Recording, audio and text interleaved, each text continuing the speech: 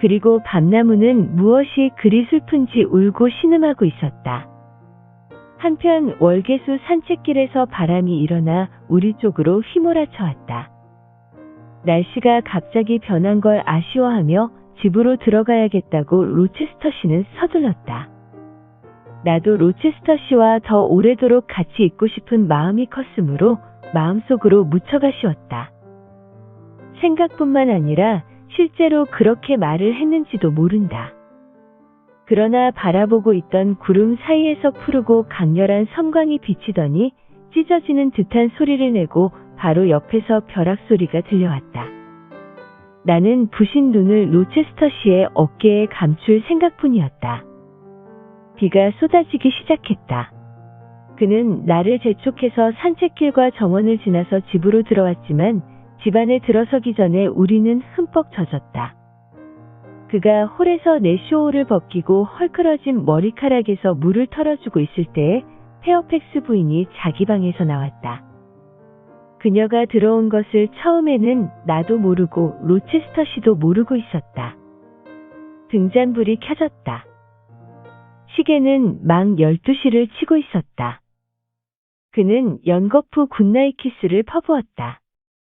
그의 품에서 빠져나와서 보니 페어팩스 부인이 얼굴이 새파랗게 질려서 얼굴을 찌푸리고 놀란 모습으로 서 있었다. 나는 그녀에게 미소를 지어 보였을 뿐 그냥 2층으로 뛰어 올라갔다. 설명은 다음 기회에 하리라고 마음먹었다. 그러나 방에 와서 생각해보니 부인이 지금 본 것을 일시나마 오해하지는 않을까 생각되어서 마음이 괴로웠다. 그러나 기쁨이 모든 다른 감정을 소멸시켰다. 바람이 제 아무리 소리내어 불어도 천둥이 가까운 곳에서 크게 울어도 번갯불이 끊일 사이 없이 번쩍여도 폭풍이 계속되는 2시간 동안의 비가 억수같이 쏟아져도 나는 조금도 쓸쓸하거나 무섭지가 않았다. 폭풍이 부는 동안 로체스터 씨는 3번이나 내 방문 앞에 와서 내가 무사하고 안전한가를 살펴보곤 했다. 그것은 위안이 되고 힘이 되어 무슨 일이라도 할 수 있을 것 같았다. 다음 날 아침 아직 내가 침대에서 일어나기 전에 아델르가 달려와서 과수원 안구석에 있는 칠엽수가 어젯밤 벼락에 맞아 반쯤 쪼개졌다고 알려주는 것이었다. 일어나 옷을 입으면서 어젯밤에 있었던 일을 생각해보니 꿈이 아니었나 생각되었다. 다시 한번 로체스터 씨를 만나서 사랑과 맹세의 말을 듣기 전에는 사실을 믿을 수가 없을 것 같았다. 머리를 매만지며 거울에 비친 내 얼굴을 바라보자 못생겼다는 생각이 들지 않았다. 얼굴에는 희망이 넘쳤고 생기가 돌았다. 눈은 환희의 샘을 바라보면서 그 샘의 잔물결을 반사하는 것 같았다. 내 얼굴이 주인의 마음에 들지 않을까봐 지금까지는 얼굴을 대하기가 두려웠는데 이제는 마주 대한다 해도 얼굴 때문에 애정이 식으리라고는 생각되지 않았다.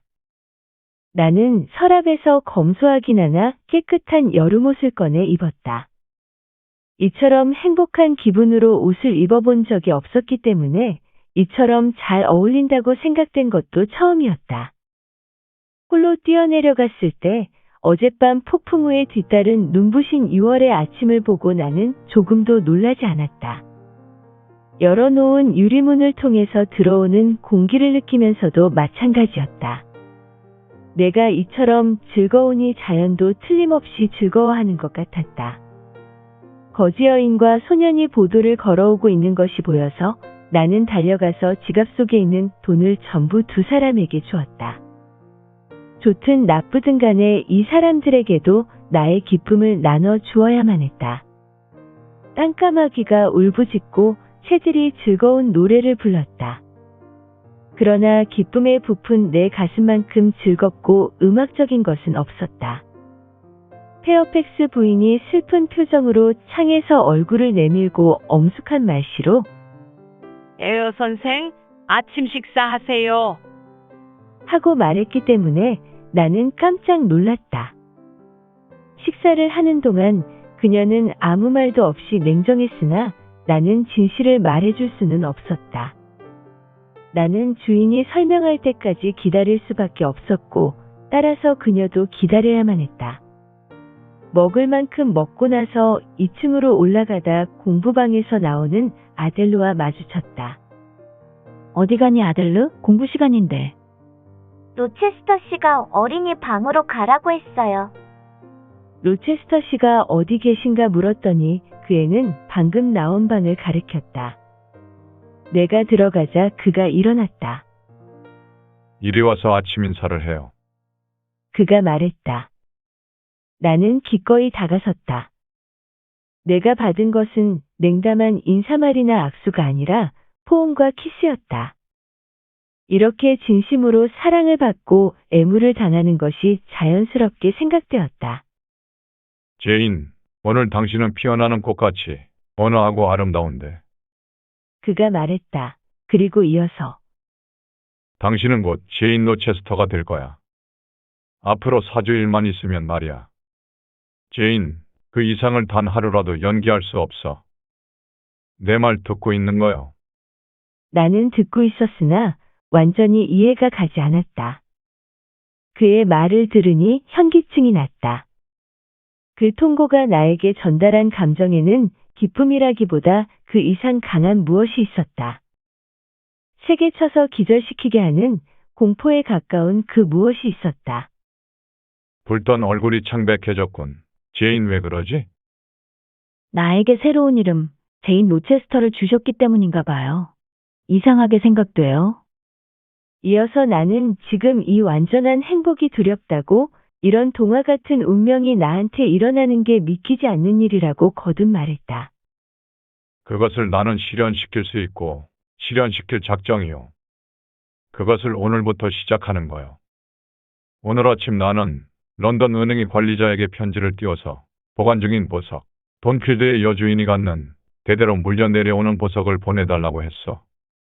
앞으로 하루 이틀 후면 당신 무릎에 안겨줄 수 있을 것이오. 내가 귀족의 딸과 결혼했을 때 바쳐야 할 모든 특권, 모든 존경을 모두 제인에어 당신에게 바칠 것이오. 아, 보석 걱정은 안 하셔도 돼요. 그런 얘기는 듣고 싶지도 않아요. 제이네어에게 보석은 어울리지도 않아요. 가지지 않는 것이 차라리 나을 거예요. 나는 당신 목에는 다이아몬드 목걸이를, 이마에는 장식태를 둘러주고 싶소. 장식태는 당신 얼굴에 잘 어울릴 거야. 자연은 그 이마에 고귀한 태생이라는 낙인을 찍었으니 말이오. 그리고 이 아름다운 팔목에는 팔찌를, 요정 같은 손가락에는 반지를 끼워줄 거야. 안 돼요. 생각을 돌리세요. 화제를 바꾸어서 다른 얘기를 해요. 마치 나를 미인인 것처럼 대하지 말아주세요. 나는 볼품없이 생긴 퀘이커 교도 같은 가정교사일 뿐이에요. 아니 제인, 내 눈에는 당신이 미인이야. 내 마음에 꼭 드는 미인이지. 섬세하고 꿈과 같은. 빈약하고 보잘것없다는 뜻이겠지요. 지금 당신의 꿈을 꾸고 계세요. 그렇지 않다면 나를 놀리는 거예요. 제발 비꼬지 말아주세요. 나는 세상 사람들에게 당신이 미인이라는 것을 알릴 작정이야. 라고 그는 말을 계속했다. 그러나 그가 하는 말에 불안한 생각이 들었다. 왜냐하면 그가 속고 있든가 아니면 나를 속이려고 하는 것이라고 생각되었기 때문이다. 나는 제인에게 비단과 레이스로 된 옷을 입히고 머리에는 장미꽃을 달아줄 거야. 또 내가 가장 소중하게 생각하는 머리 위에는 가장 고귀한 베일을 씌워주고. 그렇게 하면 나를 몰라볼 거예요. 당신이 좋아하는 제인이 아니라 어릿광대 옷을 입은 원숭이거나 아니면 남의 날개를 빌린 어치에 지나지 않을 거예요. 궁중미인으로 성장한 자신의 모습을 보느니 차라리 무대 의상으로 분장한 로체스터 씨의 모습을 보는 편이 나을 거예요. 나는 당신을 무척 사랑하고 있지만 당신을 미남이라고 하지는 않아요. 에게도 억지로는 칭찬하지 마세요. 그는 나의 항의에도 아랑곳 없이 자기의 말을 계속했다. 오늘이라도 당장 마차로 밀코트에 데리고 갈 테니 자신이 옷을 선택해요. 아까 말한 대로 우리는 4주일 후에 결혼하는 거야. 결혼식은 저기 떨어져 있는 교회에서 조용히 올리고 싶어. 식이 끝나면 곧 런던으로 가는 거야. 그곳에 얼마 동안 체류하다가 내 보물을 태양에 좀 더 가까운 곳으로, 프랑스의 포도원이라든가 이탈리아의 들판으로 데리고 갈 생각이야. 옛날 얘기에 나오는 유명한 곳과 현대 역사에 나오는 이름 있는 곳을 골고루 보게 되겠지. 그리고 도시 생활을 맛보게 해서 다른 사람들과 정당한 비교를 함으로써 자신의 가치를 깨닫게 할 작정이야. 내가 당신과 함께 여행을 한다고요? 파리와 로마, 나폴리, 그리고 플로렌스, 베니스, 비엔나에 체류하게 될 거야. 내가 방랑한 모든 곳을 당신도 걸어보게 할 작정이거든. 어디나 나의 발자국이 닿았던 곳에 요정 같은 당신의 발자국도 닿게 할 생각이야. 10년 전에 나는 염호와 증오와 분노를 벗삼아서 전 유럽을 판 미치광이가 되어 돌아다녔어. 하지만 이제는 천사를 안내자로 벗삼아서 상처가 가신 깨끗한 몸으로 다시 그곳을 방문할 생각이야. 그가 이런 말을 할 때 나는 내가 천사가 아님을 상기시켰다. 죽을 때까지 천사는 되지 못할 거예요. 나는 그저 나예요. 당신은 나한테 무엇인가 천상의 것을 기대해서는 안 돼요. 당신이 그런 것을 얻을 수 없다는 것은 내가 당신한테서 그런 것을 얻을 수 없는 것과 마찬가지예요. 나는 당신한테 조금도 그런 것을 기대하지 않아요. 그럼 제인은 내가 앞으로 어떤 사람이 되리라고 생각하오? 당분간은 아마 지금의 당신 그대로일 거예요. 그리고 곧 냉정해지고 변덕스러워지고 엄격해져서 당신의 비위를 맞추기가 무척 어려워질 거예요. 그러나 나한테 익숙해지면 다시 나를 좋아하게 되겠지요. 사랑하는 것이 아니라 좋아하는 거예요. 당신의 애정의 불꽃은 잘해야 6달 정도 계속되겠지요. 남자들이 쓴 책에서 그 정도가 남편의 정열이 지속되는 기간이라는 것을 읽었어요. 그러나 적어도 친구로서 또는 동반자로서 주인님한테서 미움을 사고 싶지는 않아요.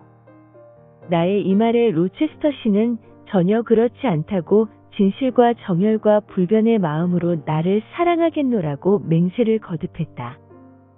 그러나 로체스터 당신은 때로 너무 변덕스러워요.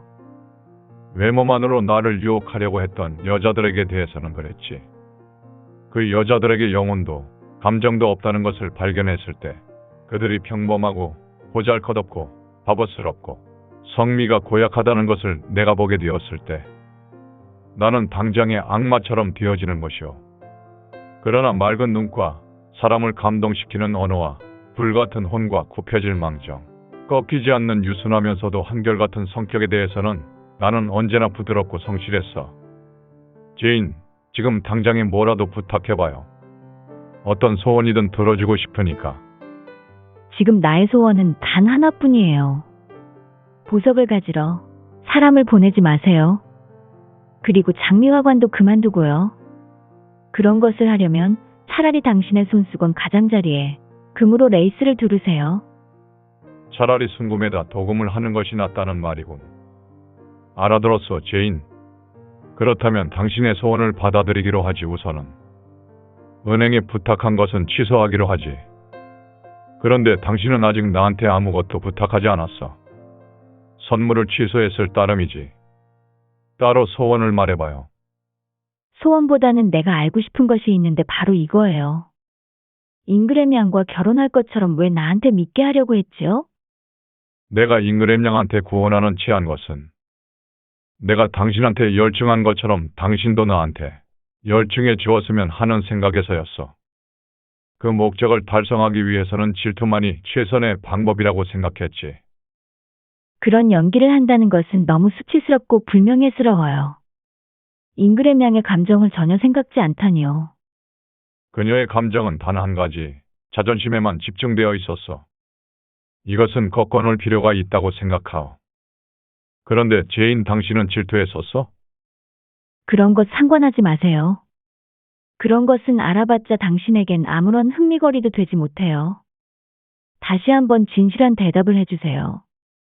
잉그램 양이 당신의 마음에도 없는 호의에 대해서 고심하리라고 생각하지 않으세요? 버림받았다고 생각하지 않겠어요? 천만에. 앞에서도 말했지만 오히려 그녀가 나를 버린 거야. 나에게 재산이 없다는 것을 알자 당장에 정열이 식었지. 아니, 꺼졌다고 해야겠군. 다시 한번 진심으로 묻겠어요. 제 자신이 조금 전까지도 겪었던 고통을 다른 사람이 겪는다는 생각 없이 저에게 보장된 이런 거창한 행복을 받아들여도 좋을는지요? 좋고 말고 제인. 나에게 당신만큼 순수한 애정을 보여준 사람은 이 세상에 없었어. 나는 어깨에 놓인 그의 손에 입술을 대었다. 나는 그를 너무나 사랑했다. 말로 형용할 수 없을 정도로. 나는 다시 한 가지를 더 요청했다. 페어팩스 부인에게 당신의 뜻을 전해주세요. 어젯밤 우리들이 홀에 있는 것을 보고 그녀는 충격을 받았어요. 내가 그녀를 만나기 전에 설명해주세요. 그녀 같은 선량한 부인한테 오해받는 것은 괴로운 일이에요. 방에 가서 모자를 쓰고 와요. 오늘 아침에는 같이 밀코트에 가야겠어. 당신이 준비하는 동안에 부인을 이해시키겠어. 부인이 어떻게 생각하고 있을지 궁금하군. 내가 자신의 신분도 그리고 당신의 신분도 잊고 있다고 생각하고 있겠지요. 신분이라니, 당신의 신분은 내 마음속에 있는 거야. 지금이나 또는 언제라도 당신을 모욕하는 사람이 있으면 목을 졸라줄 거야. 나는 서둘러서 옷을 입고 로체스터 씨가 페어팩스 부인의 방을 나오는 소리를 듣자 아래층으로 급히 내려왔다. 노부인은 일과 중에 하나인 아침 성경을 읽고 있었다. 성경이 그녀 앞에 펼쳐져 있었고 그 위에는 안경이 놓여 있었다. 로체스터 씨의 통고 때문에 중단된 성경 읽기는 이미 잊은 것 같았다. 아무것도 장식되지 않은 맞은편의 벽을 바라보는 그녀의 눈은 뜻하지 않은 소식을 듣고 평온한 마음이 흩어지는 듯이 보였다. 나를 보자 그녀는 정신을 차리고 억지로 미소를 지어 보이며 두세 마디 축하의 말을 해보려 했으나 미소는 사라지고 말을 계속하지 못했다. 그녀는 안경을 치우고 성경을 덮고 나서 책상에서 의자를 뒤로 밀어냈다. 깜짝 놀랐어요. 뭐라고 말해야 좋을는지 모르겠어요. 에어 선생. 설마 꿈은 아니겠지요? 혼자 있으면 가끔 몽롱해져서 15년 전에 죽은 남편이 들어와 옆에 앉아서 그 전에 하던 대로 앨리스라고 부르는 소리를 들은 것이 한두 번이 아니니까요. 그런데 로체스터 씨가 당신한테 구원한 것이 사실인가요? 5분쯤 전에 주인이 들어와서 앞으로 한 달 내에 당신이 그의 부인이 된다는 이야기를 한 것 같아서 그러는데 나한테도 그런 말을 했답니다. 하고 내가 대답하자 그런 말을 했다고요? 선생은 그를 믿나요? 그리고 승낙했나요? 그녀는 나를 멍하니 쳐다보다가 왠지 슬픔에 찬 어조로 말을 이어갔다. 생각지도 못한 일이에요. 그분은 자만심이 아주 강한 분이에요. 로체스터 가문 전체가 자만심이 강하지요. 게다가 적어도 그의 아버지는 돈을 좋아했어요. 로체스터 씨는 신중한 분으로 알려져 있고 그런 분이 정말 당신과 결혼할 생각일까요? 네, 그렇게 말했어요. 그러자 그녀는 나의 전신을 훑어봤다. 그녀의 눈에서 내가 읽을 수 있었던 것은 이 수수께끼를 풀만한 강력한 매력이 나한테는 없다는 사실이었다. 나로선 알 수 없는 일이야. 하나 당신이 그렇게 말하니 사실이겠지요. 장차 어떻게 될지 나로선 알 수가 없어요. 정말 모르겠어요.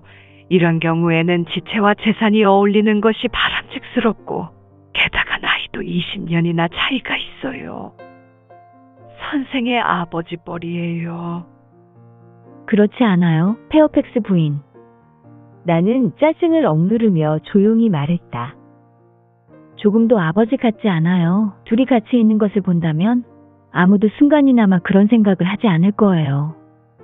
로체스터 씨는 25 정도로 젊게 보이고 실제로 그렇게 젊어요. 당신이 정말 그분과 결혼하려는 것은 정말로 애정에서 우러난 생각인가요? 하고 페어팩스 부인이 물었다. 그녀의 비탄과 의심에 대해서 몹시 기분이 나빠 눈물이 고였다. 선생을 슬프게 해서 미안해요. 허나 당신은 나이도 젊고 남자와의 교제 경험도 없었으니까 조심했으면 하는 마음에서 하는 말이랍니다. 속담에도 있잖아요. 빛나는 것이라고 모두가 황금은 아니다 라고요. 이 경우에는 당신이나 내가 기대했던 것과는 다른 것이 되지 않을까 걱정이 돼요. 왜 그러시는 건가요? 내가 무슨 괴물인가요?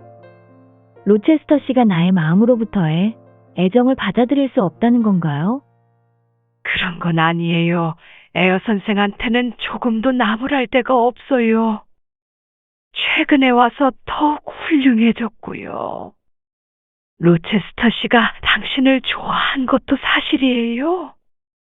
선생님이 그의 마음에 들 것이라고 나는 항상 주목해 왔어요. 당신을 위해서 그분이 각별히 당신을 좋아하는 데 대해서 걱정이 되어 조심하라고 말해줄까 하는 생각이 들 때도 있었어요. 그러나 잘못될 가능성에 대해서 말하는 것이 싫었어요. 그런 얘기라도 비추면 당신은 펄쩍 뛰고 기분 나빠할 것이라고 생각했어요. 그리고 당신은 무척 신중하고 분별이 있어서 자신을 지킬 수 있으리라고 믿어왔어요. 어젯밤 집안을 온통 찾아도 선생이 보이지 않고 주인도 없었는데 12시가 되어서 둘이 들어오는 것을 보고 나는 얼마나 마음 아팠는지 몰라요.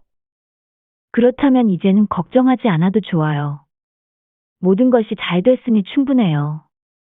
나는 참을 수가 없어서 말했다. 끝까지 잘 됐으면 좋겠어요. 그러나 내 말을 믿어줘요.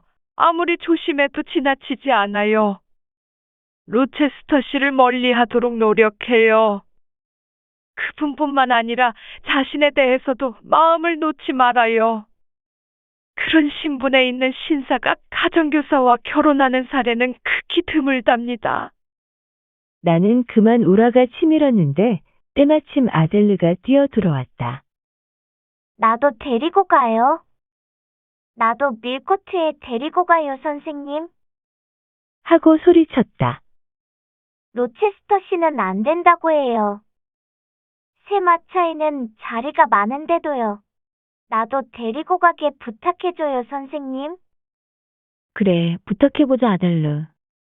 하고 말하고 아델르와 함께 방에서 나왔다. 우울한 훈계자의 옆을 떠나는 것이 기뻤다. 마차는 준비되어 모퉁이를 돌아서 정문 앞으로 오고 있었다. 주인은 보도를 천천히 걷고 있었고 파일럿이 앞서거니 뒤서거니 그를 따르고 있었다. 아델르도 같이 가도 좋겠지요? 안 된다고 했는데 어린아이는 소용없어. 당신만 가요. 제발 데리고 가요, 로체스터 씨. 그렇게 하는 것이 좋겠어요. 아니야. 방해만 될 뿐이야. 표정도 목소리도 근엄했다. 페어팩스 부인의 차가운 경고와 음침한 의혹이 되살아났다. 무엇인가 눈에 보이지 않는 막연한 것이 나의 희망을 포위하고 있었다. 나는 그를 억제할 힘이 반쯤 상실되어 있었다. 그 이상 고집을 부리지 않고 기계적으로 그를 따르기로 했다. 나를 부축해서 마차에 태워줄 때 그는 나의 얼굴을 봤다. 왜 그러지? 수심이 가득한데. 정말 이 애를 데리고 가고 싶소?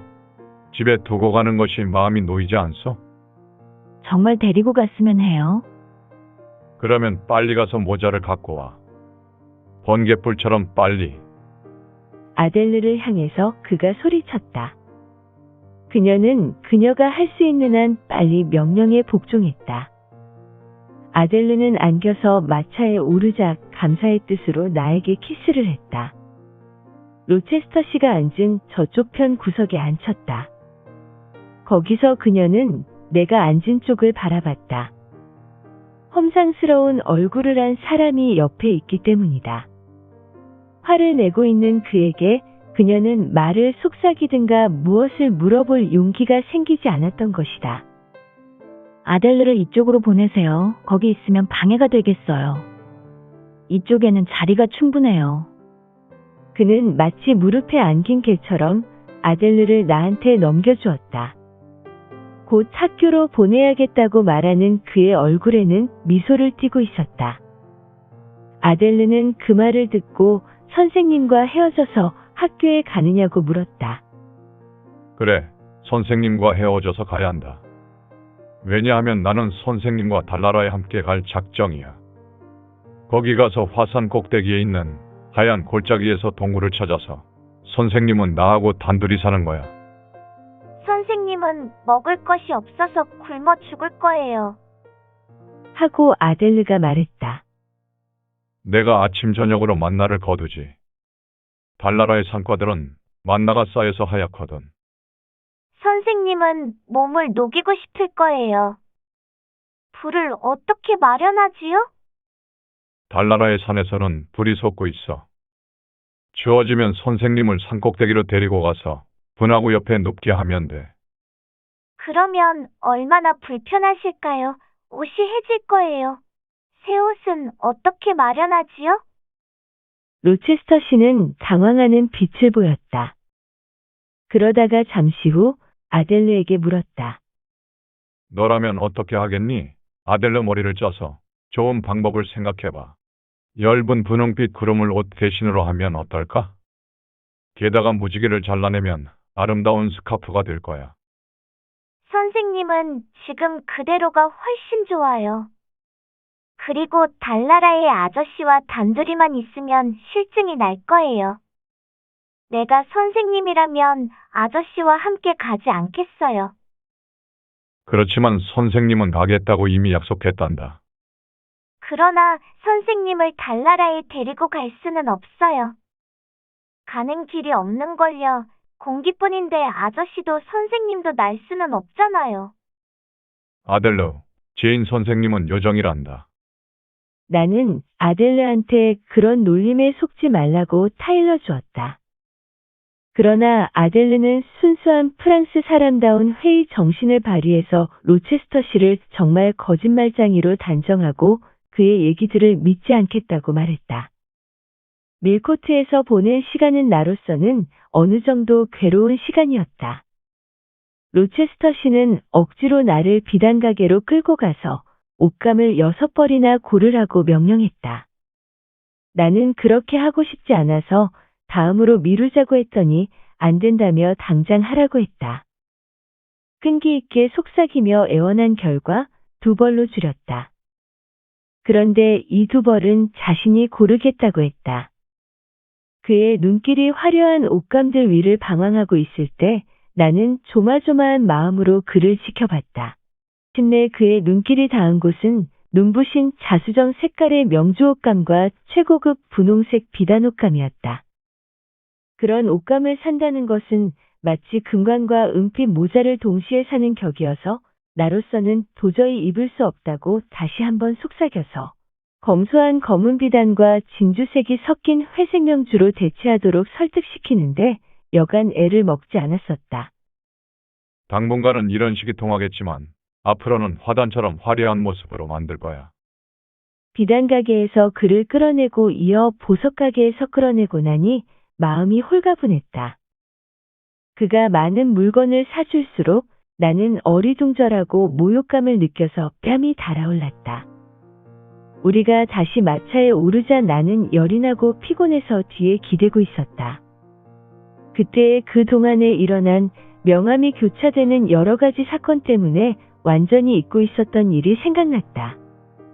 나의 숙부존 에어가 리드 부인한테 낸 편지, 즉 나를 양녀로해서 유산 상속인으로 하겠다는 그의 의도가 적힌 편지였다.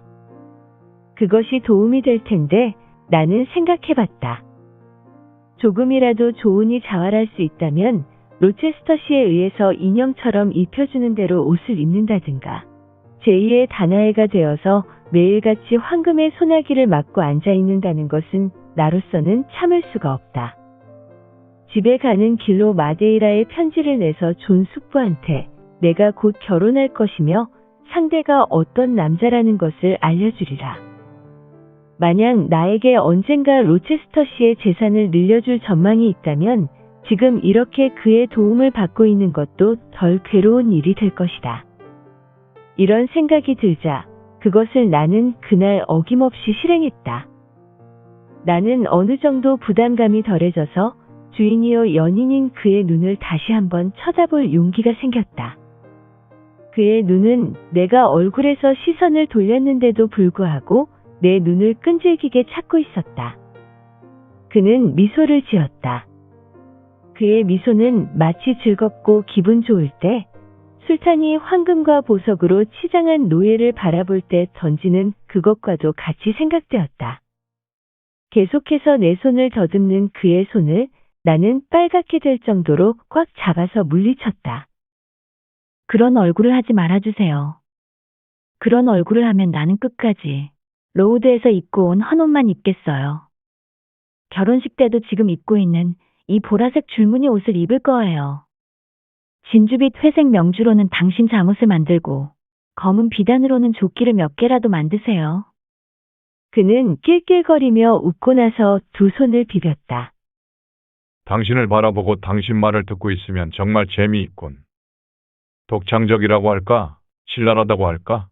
영향인은 천사의 자태, 그 밖의 모든 터키 황제의 후궁들을 다 준다 해도 이 어린 영국 아가씨 한 사람을 놓칠 수가 없지. 동양 얘기가 나오자 내 마음은 자극되었다. 나는 후궁을 대신할 마음은 털끝만큼도 없어요. 그러니까 나를 그와 같이 생각하지는 말아주세요. 그런 것이 좋으시다면 이제라도 당장 이스탄불 시장으로 가셔서 여기서는 마음 놓고 쓸 수 없는 여분의 돈을 넉넉히 주고 노예를 사세요. 그러면 내가 인육의 톤스와 까만 눈의 종류를 흥정하고 있을 때 제인은 뭘 하지? 전 노예로 팔린 사람들, 특히 당신의 후궁들에게 자유를 전도할 전도사로 출발 준비를 하겠어요. 그리하여 후궁들에게 잠입해서 반란을 일으킬 거예요. 당신이 아무리 고관일지라도 정신이 들고 보면 우리들 손에 결박된 것을 발견하게 될 거예요. 그리고 나는 전제군주가 일찍이 인정하지 않았을 정도로 관대한 헌장에 당신이 서명할 때까지는 절대로 석방을 인정하지 않겠어요. 제인, 어떻게 해달라는 거야? 교회에서 올리는 결혼식 이외에 무슨 다른 사사로운 절차를 강요할 생각인가? 특별한 조건을 제시하는 것 같은데 어떤 것인지 말해봐요. 다만 편한 마음을 가지고 싶어요. 여러 가지 은혜로 부담을 주지 말아주세요. 세리누 바랑에 관해서 하신 말 기억하세요?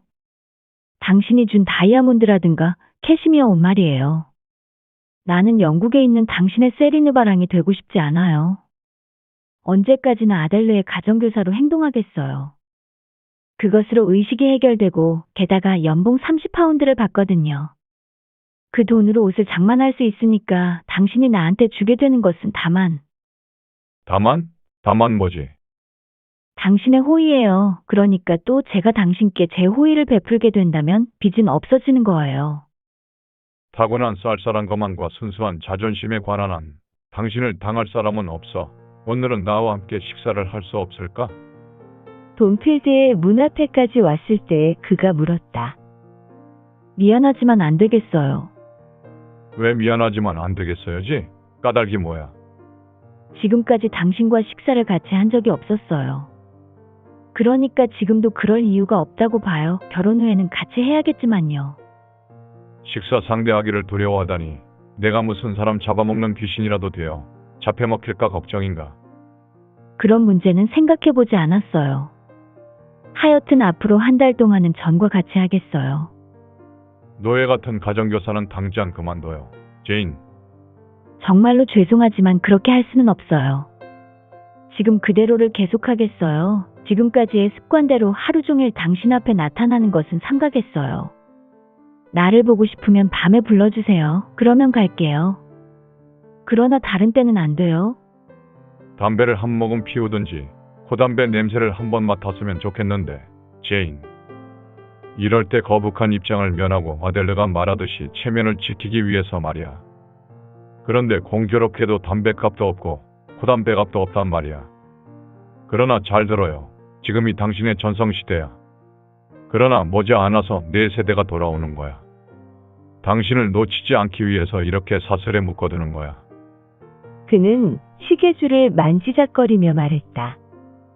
마차에서 내리자마자 그가 아델르를 안아서 내려주는 동안 나는 집 안으로 들어가서 민첩하게 2층으로 올라갔다. 밤이 되자 그는 어김없이 나를 불렀다.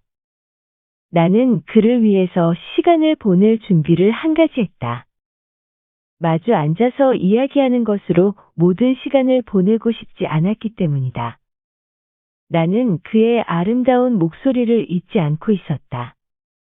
노래 잘 부르는 사람들이 대개 그렇듯이 그가 노래 부르기를 좋아하는 것도 알고 있었다.